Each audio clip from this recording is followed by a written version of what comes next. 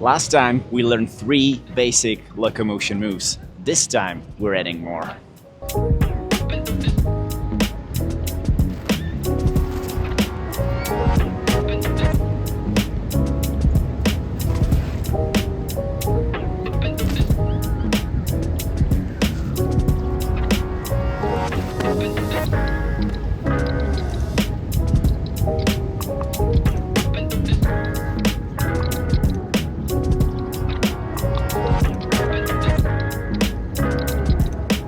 Let's start with our warm-up. To get our ankles ready, take off your shoes or use barefoot footwear. Now get down on your toes. I want you to keep both your feet glued together along their inner edge throughout the whole movement.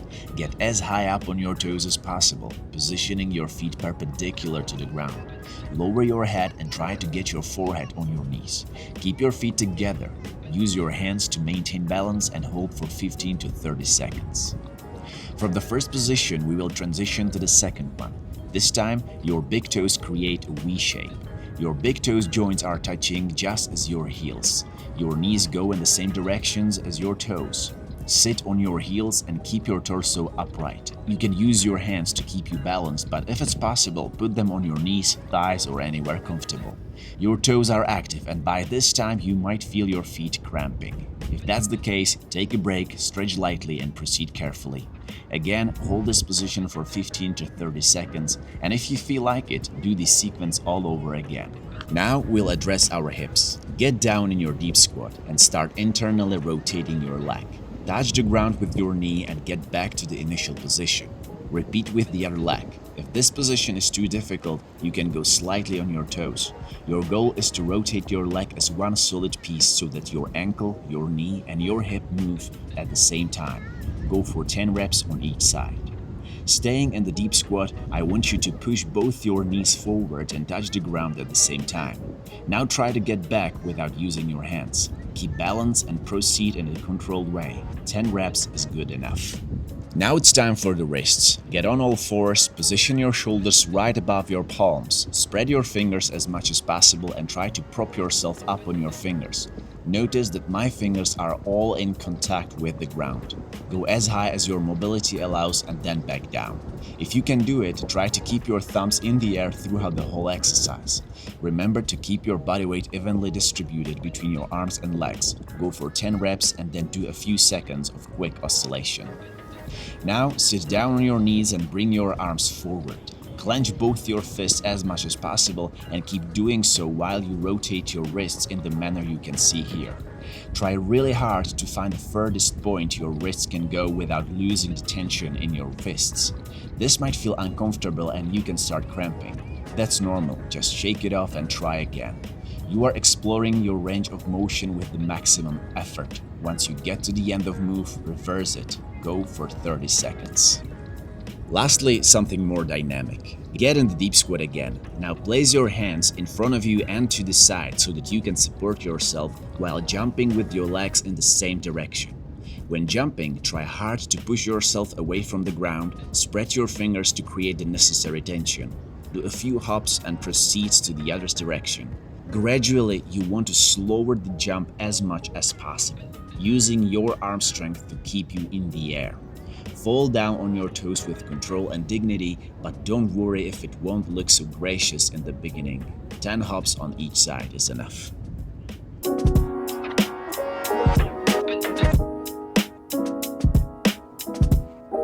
This move is incredibly useful, especially when doing flow or locomotion in a limited space. It allows us to change directions quickly and efficiently and to continue with our flow using next moves. So I will take my right arm and I place my palm somewhere on the right.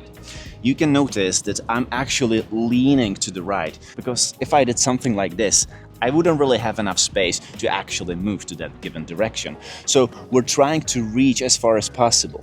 Now I'm planting my palm into the ground, and what I need to do now is to create a certain bridge between my supporting arm and my supporting leg, which is the rear one.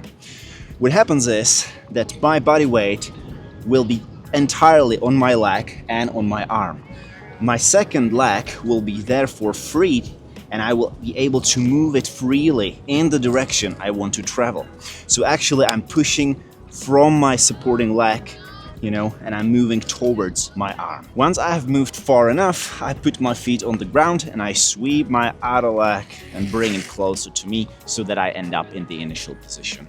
The same thing when I'm traveling backward. So I'm reaching far away, I'm creating my supporting bridge, and again, I'm ending up sideways to my supporting arm.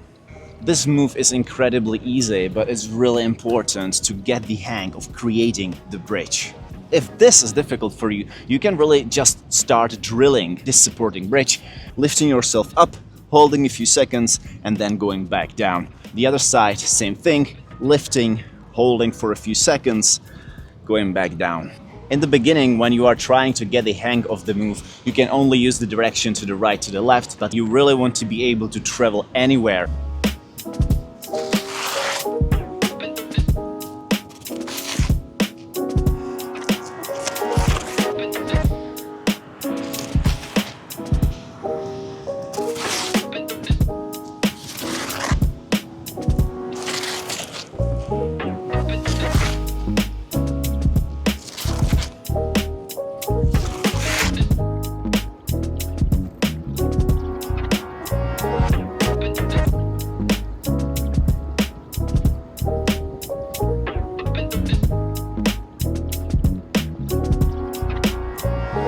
The initial steps of lizard are quite similar to doing crab, which you could see in the last video.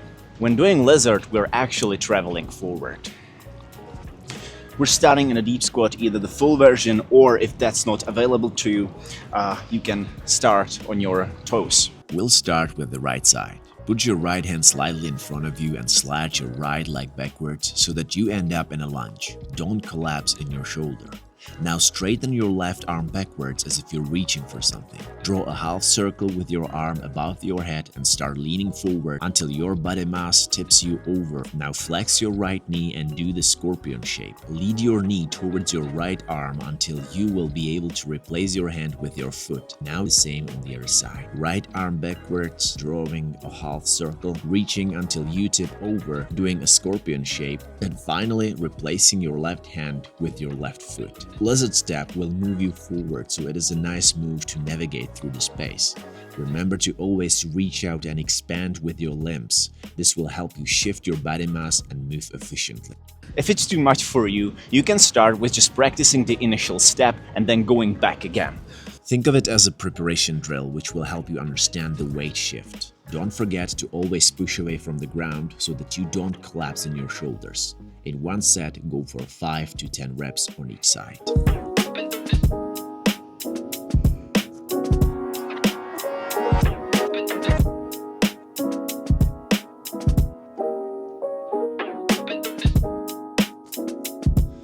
This way you will get familiar with the initial step and you actually gain some strength that is needed for supporting yourself when doing the lizard move.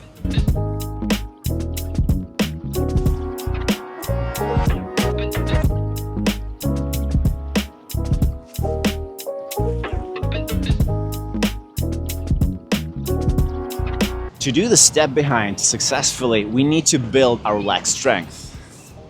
To get stronger, we'll use the initial step. Draw a half circle with one of your legs backwards and place your foot on the ground as far back as possible from the center of your body in a way that your toes will point forward.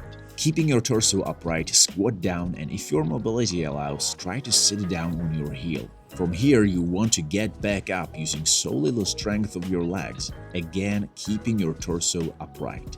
Notice that both feet are still pointing forward. This way you'll have better stability when carrying out the following steps. Your goal is to do 6 to 10 reps on each side with your legs crossed and your rear foot fixed firmly to the ground. Then you can move to another progression. When doing this initial step, it's really important that you place your foot in a way that your fingers point forward. So you really don't want to have your leg like this, because when we're actually getting down and then doing the pivot, it would be really uncomfortable and you might get hurt. Once you are strong enough, you can start practicing the pivot. You will start in the deep squat, and the only thing I want you to do is to pivot one of your legs to the side. Now, this is really important move, and there are a few aspects you need to be careful of. The first one is we are moving all our leg as one piece. So your ankle, your knee, and your hip, they're traveling at the same time. This is extremely important to get familiar with, because if you don't do that, if my ankle is traveling one way and my knee other way, you will create these torque forces and you can actually get hurt. So take your time and practice this smooth pivot when your leg is moving as one solid piece.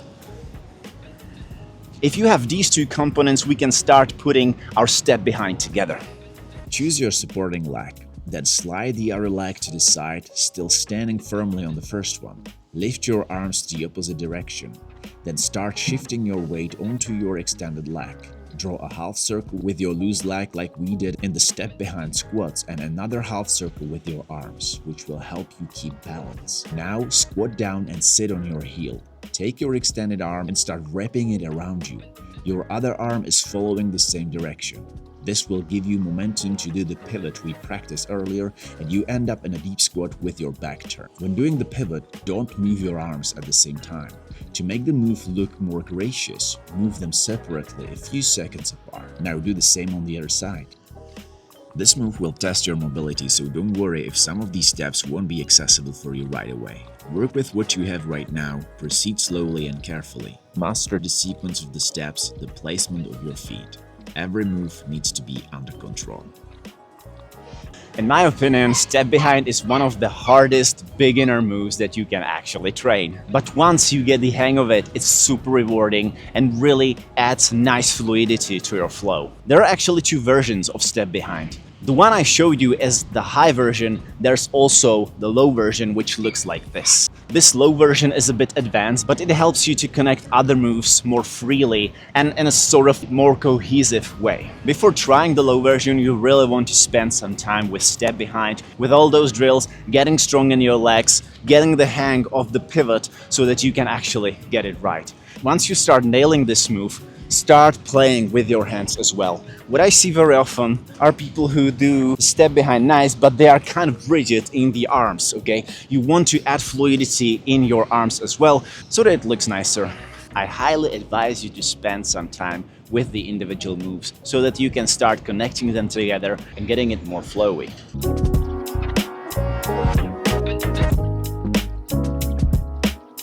Just as last time, you want to start connecting individual moves into a flow.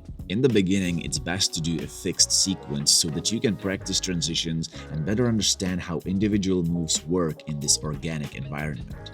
Later, you can start improvising and change the sequence as it will feel best for you.